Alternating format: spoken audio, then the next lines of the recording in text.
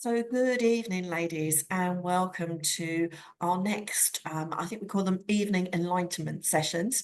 And tonight we're going to be talking about the menopause lifesavers so that you can have a magnificent midlife. Now, I know that Jen, you were on one of the calls earlier in the month, but Sharon, we've not met before. So a little bit of information about me. I'm Jeanette Forder. My company is Phoenix Wellness Coaching, and I am a life coach specifically working with women as they come up to perimenopause, go through menopause, and out the other side, because I believe that actually we can have a magnificent midlife, and there's lots that we can do to enhance our experience of menopause and get the most out of it.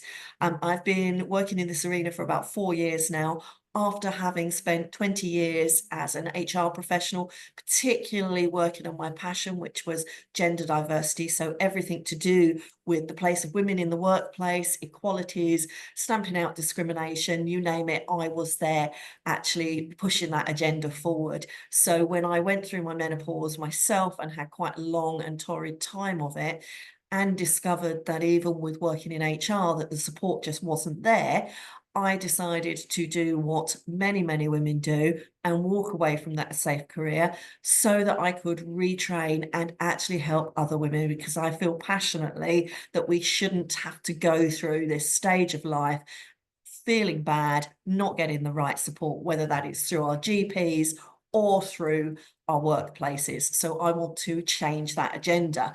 And part of the work that I've been doing in the Menopause Mosaic with my colleagues, Lisa Watson and Emma Goodman, is to that end. And this month we've been celebrating Menopause Awareness Month with a number of free webinars that hopefully you are dipping into and actually finding some real use.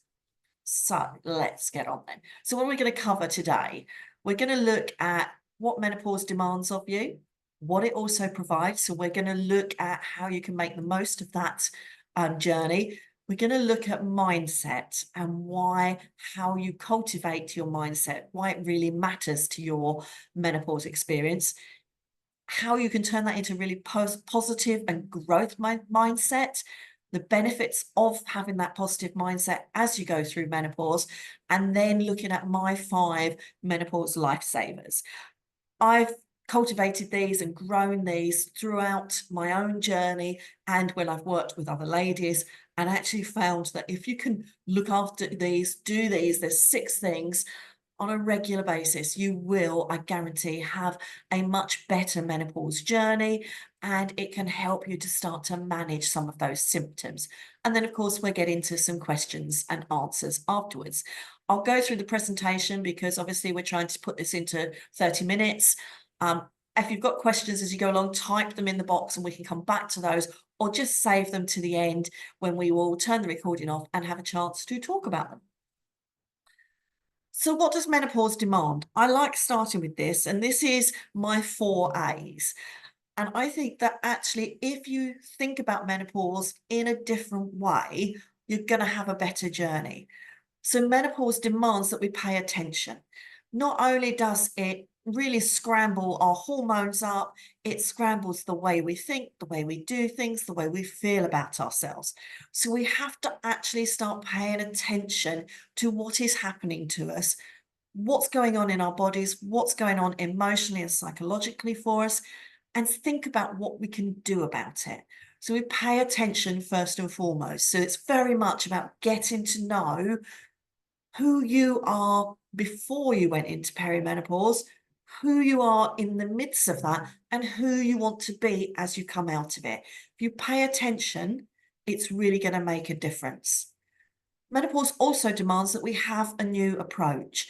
So accepting that when we get to that menopausal stage, what might have worked previously for us actually may not work anymore. We might need to think differently about how we exercise, how we eat, how much alcohol or caffeine we drink, who's in our circle of friends, our support network.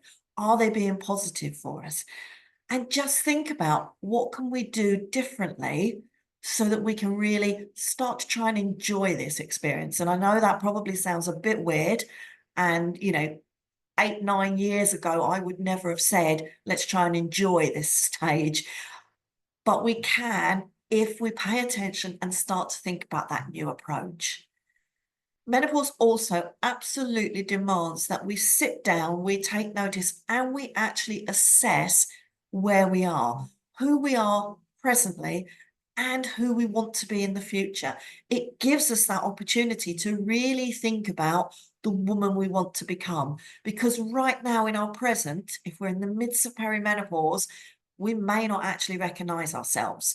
We might find that that woman is somebody we really didn't know was there, don't want to be, isn't the woman we knew, but we have that opportunity to grow from that and think about the woman we want to be in the future. And then our final 4A is we need to act. It's fine paying attention, thinking about our approach, assessing where we are, where we've been, where we're going, but nothing's going to change unless we take action. And that might be, as I say, reassessing our diet, eating differently, changing our sleeping habits, changing the people in our group, doing something different. If we think about those 4 A's as we're going through this stage, that will really help us to start owning the menopause and not having the menopause own us, which can so often happen when we're in the midst of all those symptoms. But equally, yes, menopause puts lots of demands on us physically, emotionally, psychologically, but it also provides us with opportunities. And this is part of our new approach. So actually, it gives us a time for reflection. Reflection during a time of change and transition can be really difficult, but it gives you that chance to actually get to know yourself. So start to do that reflection, start to slow down, ask yourself, how am I feeling? Is this working for me? Where do I want to go? What's been going on for me? I actually took up meditation and journaling as I went through my menopause, mainly because I needed to slow myself down and I needed to do that reflection. But it was a brilliant time for doing that. And I, as I say, completely changed my life. Lost weight, got a new fitness regime, walked away from my corporate job that was no longer serving me. And in fact, walked away from people that I had always thought of as friends.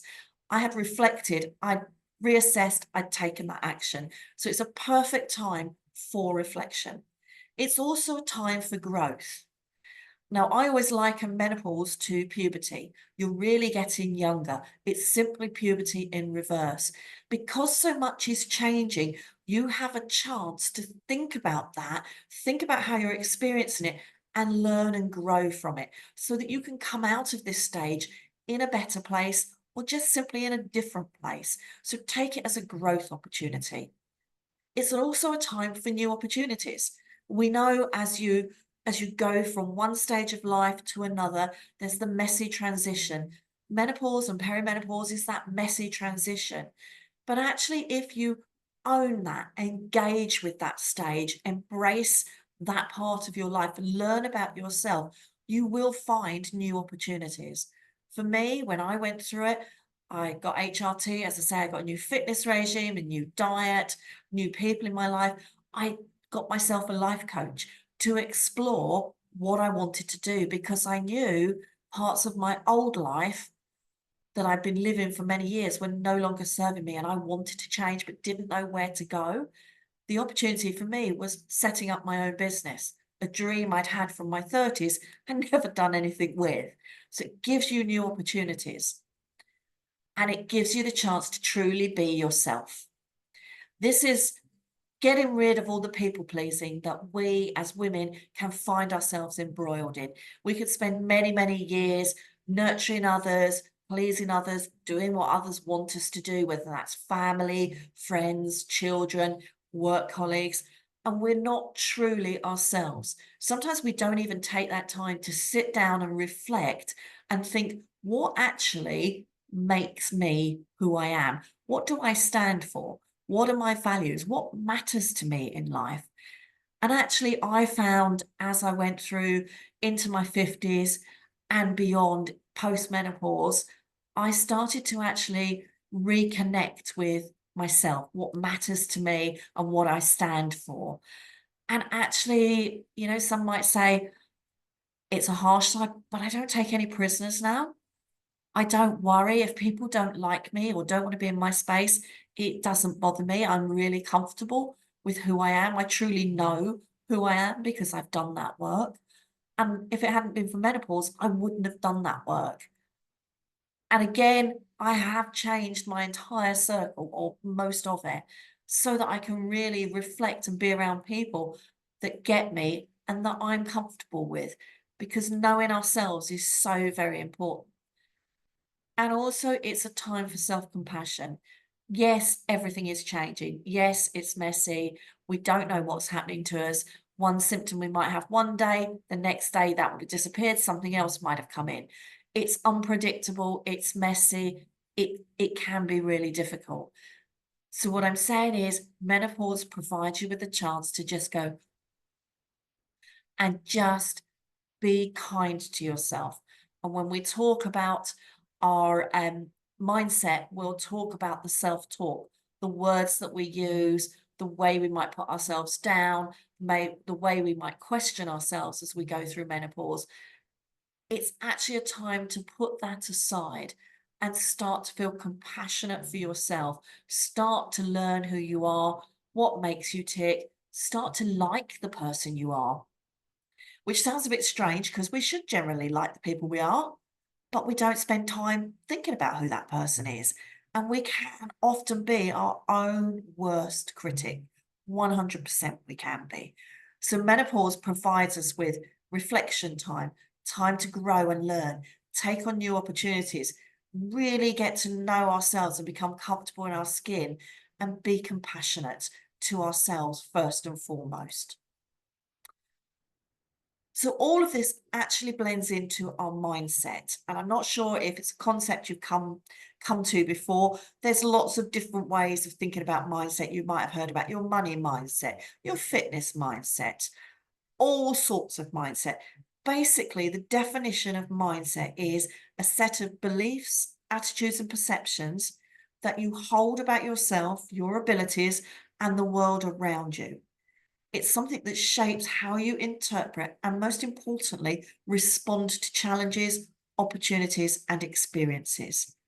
So, again, if you go into menopause thinking, oh my God, this is going to be awful, I've just got to survive it, all this happens, your chances are it will be a difficult time. If you go into it saying, this is a challenge, I know it might be a challenge, I know things might be difficult, but actually let me look at the opportunities, look at what I can learn from that experience. It's a much more upbeat, positive mindset, which generally, if you're holding that positivity, you're going to have a better experience. An exercise I always ask my clients is to write down the 3 words you would use to describe your menopause journey or to describe what menopause has given you. For me, my 3 words are freedom, choice, and hope. Really positive words. Freedom from periods and all that messiness. Freedom to be myself, to know myself. Choice, because I chose how I wanted to experience menopause, and most importantly, how I wanted to experience life. So I grabbed those opportunities. And hope. Hope for a better future. Hope for moving into a part of my life that could be better than what had gone before. I have a mantra which is making the rest of your life the best of your life. And if you've got a positive menopause mindset, you can 100% do that. You just see, did that do that right? Okay. So there are, thinking about that definition of mindset, there are 2 mindsets, a fixed mindset or a growth mindset. Fixed mindset is where you believe that your abilities are static and unchangeable, i.e. you've got to the best point. You can't change. You 100% stick down the line, don't deviate. A growth mindset is where you believe that you can continue to develop, improve, grow, and learn through effort and persistence, through hard work. And I really like the graphic here because it gives you different ways of thinking about your mindsets. So a growth mindset would see that mistakes help me to learn. I can improve with practice. I won't give up. Whereas a fixed mindset might be, I want to avoid making mistakes. So I'm afraid of failure. I won't do anything. Or I know best. There isn't a better way to do this. I've learned everything that I can possibly learn, and I will give up. So it's that difference, if you can see it, between the positive and the negative. So one of the things about knowing how to change your mindset is working out where you sit on your mindset right now. Are you in the growth space or in the fixed space? And what I want you to say, there's no good or bad. Some of what we have in terms of mindset will be to do with our educational background, our parents, our upbringing. It doesn't have to stay that way. We can change it. But actually, when we recognize which mindset we inhabit generally, we're able to work with it. So there's a few questions here, 5 questions that you might want to take a photo of it so you can go away and think about it afterwards, that you can ask yourself. And depending on how you answer these questions will tell you whether you're in the growth or the fixed mindset. So how do I respond to challenges? If you're in a growth mindset, you'll be, bring it on. I want to learn. Let's go try. What's the worst that can happen? If you're in a fixed mindset, it'll be, oh, I'm not really sure about that challenge. I don't know if I can do it, or it makes me feel uncomfortable. How do I handle criticism or feedback? If you're in a growth mindset, you'll welcome that feedback. You won't see it as criticism. You'll see it as an opportunity to learn. Whereas if you're in a fixed mindset, you'll find it difficult to take that on. You'll see it as criticism, as not constructive, as someone having a go at you, and you may not want to take that feedback on. Next question, what's your attitude towards effort? Are you very much, I'm going to keep going at this. I'm not going to give up. It's not going to get the better of me. I know I can do this. I just got to keep going. Or are you, oh, this is really too difficult. I can't do this. I don't want to do this. It's taking too much effort. I don't think I can succeed at this. See the differences? How do I react to failure? This is a really good one because we all say we're afraid to fail. Actually, failure for me is just part of learning. It's just I did something, it didn't work that way, so I need to find a new way. It's much more positive. Failure is a learning experience. Whereas actually, if you're in a fixed mindset, failure will be dreadful. You'll be, oh, I knew I couldn't do this. I'm never going to try again. It was pointless. I'm no good at this. You tend to be very dismissive on things. And then the last question, which is quite interesting, is how do I view the success of others? I love it when I see my friends succeed, whether that's running a marathon in the time they wanted, losing weight, getting that new job, getting that promotion. I love it. And I want to see them succeed. I'm celebrating their success. If you're in a fixed mindset, you're more likely to go, oh, well, it's all right for them. They have it easy, of course, you know. You're a bit more guarded, you're not jealous, but you're not happy for the success of others. So it would be a really good exercise. Take a photo and just think about, how do you respond to those 5 questions? How would you answer them, to think about where you are in terms of mindset right now? So why does mindset matter? It has significant health and well-being benefits. So the top 4, it reduces stress and anxiety. It boosts the immune function, it builds resilience and coping skills, and it promotes healthier habits. When you've got that growth or positive mindset, your response to stress and anxiety is very different. You probably won't feel as much, or you'll see stress as something healthy. It's like, oh, you know, this is difficult, but this is the right thing for me. For me, anxiety, and I've had my fair experiences with anxiety, I now see anxiety as simply a way of my brain saying to me, we need to think a bit more about this. We need to be a bit more careful. So it gives me a breathing space. When we've got less stress and anxiety in our lives, our immune system works better because we don't have as much cortisol in our body. We have much more positive, healthy, happy hormones. We're better able to respond to any health issues. A growth mindset will also help you to build resilience. This is about how you bounce back from setbacks. If you're in a growth mindset, you're going to bounce back because you're going to go, that didn't quite work. That's interesting.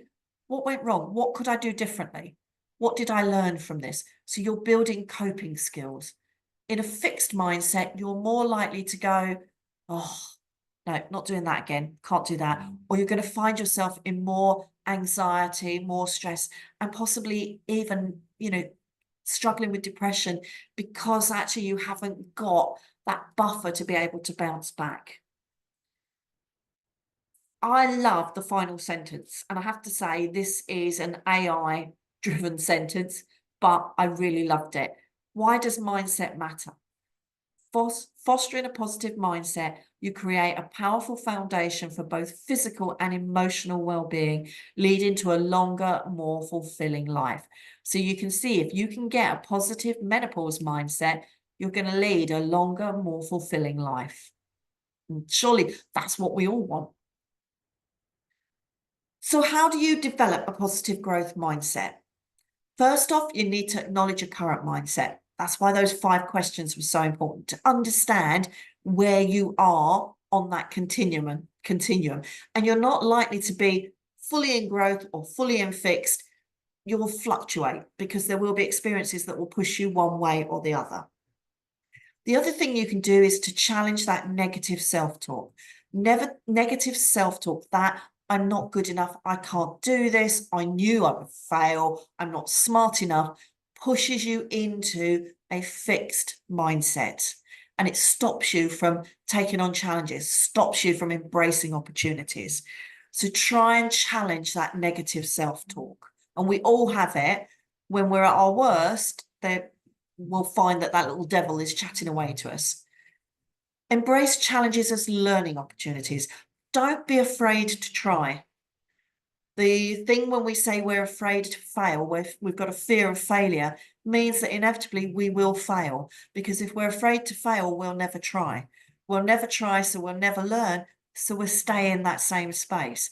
Think about the challenges that you might take on, whether that is a fitness challenge, a challenge at work, perhaps you've never given a presentation or you're going to teach somebody to read, whatever it might be. Think about actually what challenge can you take on and embrace it as something to learn and grow from. Next thing, cultivate a positive environment. This is where I said, when I started to think differently around menopause and started to have a much more positive outlook, I started to look at my group of friends, my network, my colleagues, and I found that there was a lot of negativity, not just around menopause, but generally in that group. And I found that that negativity was draining my energy. So it was putting me into that stress and anxiety zone. And, letting go of some of those people that might drain us is not a bad thing. It is a good thing. Remember, friends are transient. Some small number will come into our lives and stay with us for a very long time. The majority will come in for a time and will move back out again. Just look at in your environment, whether that is your work environment, can you sit closer to a window where you can see natural light, where you can see the trees and nature outside? Can you actually, do you want music on while you work to help those positive vibes? Are there people that are really zapping your energies? Do you need them in your life? Can you move on from them? And then really importantly, practice gratitude and self-compassion. Both of these, if we practice them on a regular basis, will really help to lower stress levels, cortisol, and all of those bad things that can come in to our lives as we're going through menopause. It's really spending time celebrating what you've done well, being grateful for the fact that your laptop works when you're doing a Zoom call, being grateful for my little puppy dog who makes me laugh continuously throughout the day. Just being grateful for the small things and actually celebrating things. Self-compassion is about celebrating when you do things well, when things go your way. You know, I can sit here and celebrate the fact that, as I say, the IT worked, that you're on this call wanting to learn. I love doing this. So actually, I'm really grateful for you being here, and it makes me feel good. Feeling good releases positive, happy hormones, happy emotions that will help you to have that growth mindset. So, developing a positive mindset as you go through menopause. There are 5 things. Again, I love odd numbers. There's something about them being really, so say symmetrical, they're not, but just aesthetically pleasing. 5 things that you can focus on that will help you to develop a positive menopause mindset. First off, educate yourself. Learn about menopause. Learn about what it is, when it happens, how you might experience it, what you can do about it to feel better, where you can get support. Actually, journal. Think about what normal looks like for you. What are you experiencing? Understand your symptoms. Work out what ones create the most issues for you so you can deal with them. Just learn about you and what's happening to you. Then there'll be no surprises, nothing to be fearful of, because you'll know what's going on. Embrace self-care. I said that menopause gives you that chance to reflect. It also demands that you pay attention to yourself. Self-care is important. You can't not do this. You have to do this when everything is in turmoil and unpredictable. You have to embrace self-care. Look after yourself. Take time out for yourself. Exercise. Eat well. Meditate. Just look after yourself and do that first. Do one thing for yourself every day to look after yourself. Focus on growth. There's a lot about loss as we go through this stage, but focus on growth. Focus on what you can learn about you and your lifestyle as you go through it. Embrace this stage of life. We all go into menopause a little bit fearful because we think it means we're getting old and we're over the hill and it's all going to be horrible and we're never going to come back from this. Actually accept that this is where you are. Things are changing. You need to change with it and embrace this stage of life. So open the doors and say, come on, Big M, show me what this is all about. Help me. Because as that picture says, when you have a new mindset, you get new results. Build a support network. Surround yourself with the people that have a positive mindset, that can help you, that can inspire you, that can support you. And if they're not in that space, then they need to go out the door. Oops, there's a little fly or a small spider decided to come down my screen. And again, practice gratitude and acceptance. Acceptance is so important. Accept what's happening. Accept that we need to go through this stage. It's natural. It's normal. It's part of life. It's taken us into a different pace in our life, and embrace that stage. All of those things will help you to develop that menopause mindset. And I challenge you to think about which 3 words would you use to describe your journey now and how you want to look back at your journey. So 2 different things.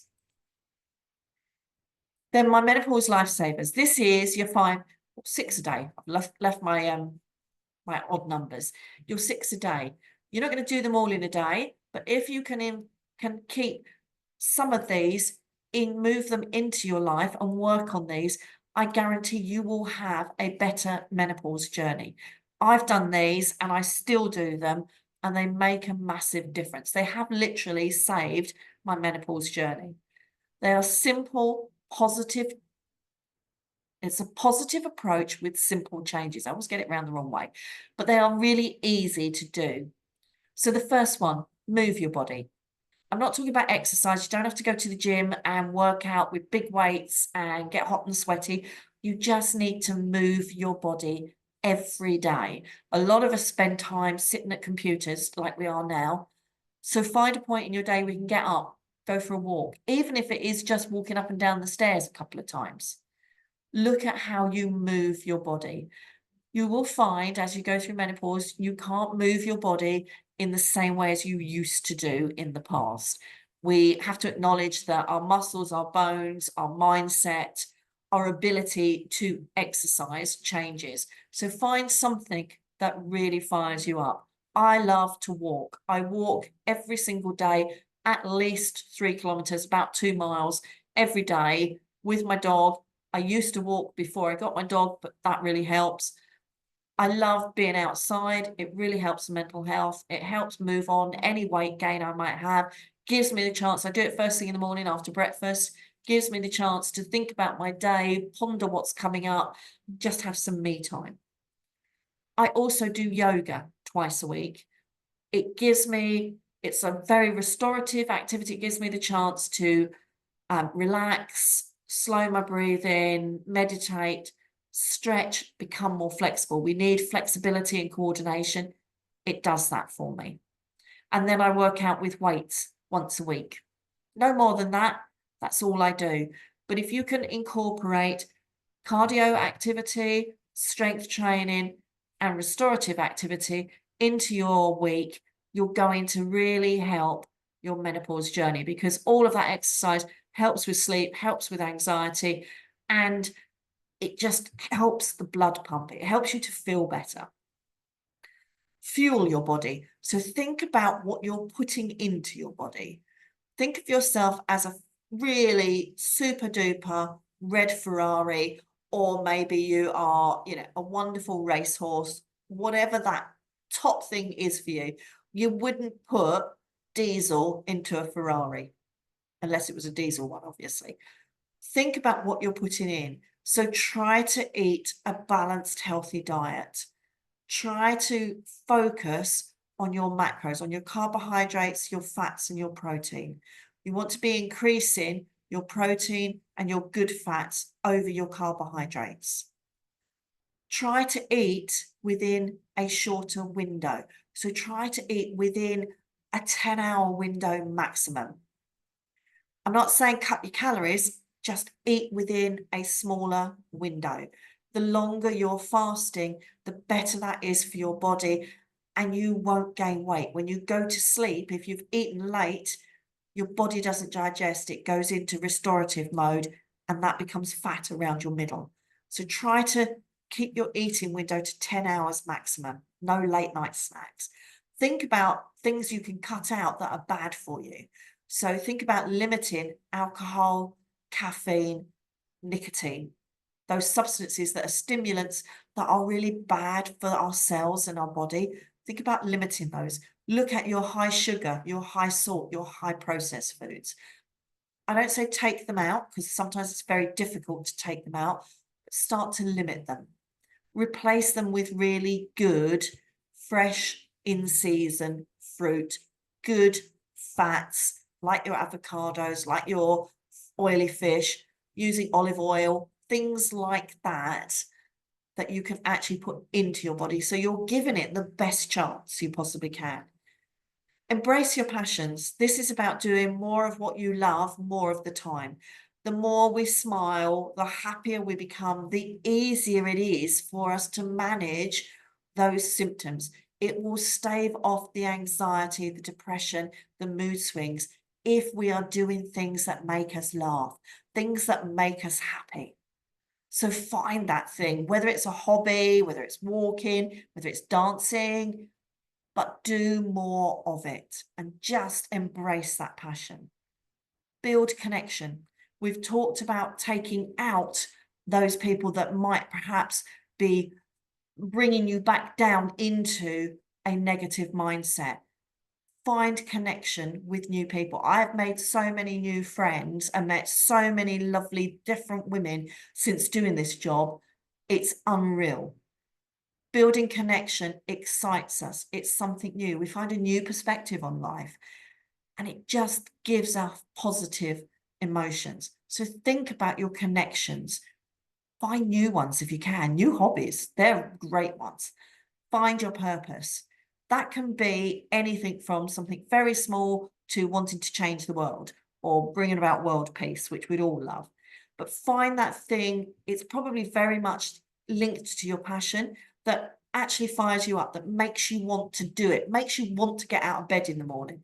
All of these things make you feel younger, make you feel more vibrant, make you feel more full of energy.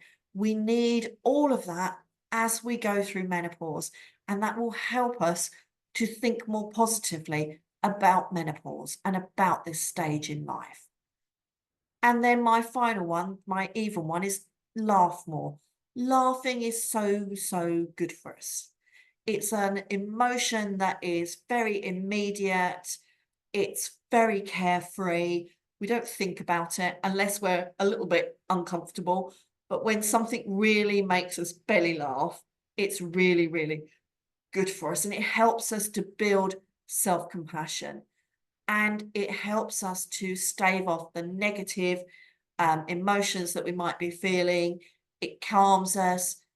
Find a way to laugh more, whether that is listening to your favorite stand-up in a podcast, watching an old comedy show. There was something that my husband and I were looking at yesterday, and I can't even remember what it is now. It was something really small. A throwaway comment really made me laugh. I had tears streaming down my face because it was so funny. Just embrace the abandon that is laughing more. If you can laugh and have a really good laugh every single day, it's really going to help that menopause journey. Those are my 6 menopause lifesavers. They are a positive approach and they're really simple changes. I would always say start with the food and the move. So fueling and moving your body. Start with those first, get those right, and then look at what can I do with the others. So just wanted to share this quote from one of my clients, a lady called Cynthia, who, when we met, she was age 39, desperately trying to have a baby, was going through fertility treatment, and then was told, oh, you're perimenopausal as well. And that really hit hard because obviously it's going to make the chances of her conceiving even more difficult. And I highlighted this because, as she said, we're always led to believe that once menopause comes, you're old, when in fact, it can come earlier or later. And it really doesn't matter in the greater scheme of life. And I just love that. The fact that that is acceptance. I'm in menopause. I'm not old. My numbers say I'm not old. And look at me. And I'm full of beans, full of life. It's just, that's the card that's been dealt me. But actually, I'm going to get on. She's still going through fertility treatment. She's still determined to have her family. She changed her mindset from this is old, this is it, I can't do it, to it really doesn't matter. And I'm going to keep moving forward. So in summary, we know that menopause is a natural and a normal stage of life. It shouldn't be something to be fearful of or to dread. We owe it to ourselves to thrive, and to do that, we need to accept and engage with this stage of life. So say, yes, I'm menopausal, and you know what? I'm going to make the best of this. I say now I'm postmenopausal. I'm very proud of that fact. Menopause is a time to focus on self-care, self-reflection, and to embrace its many demands. If you can do that and understand what those demands mean for you, you're going to have a more positive journey. And it gives us the chance to focus on our future and the life we want to live. I say all the time, we weren't put here to have a bad life. We were put here to have a darn good life. So actually, let's make the most of it. And let's celebrate the women we are and the women we're becoming. I will stop there. I'm just going to stop the recording. 1 second.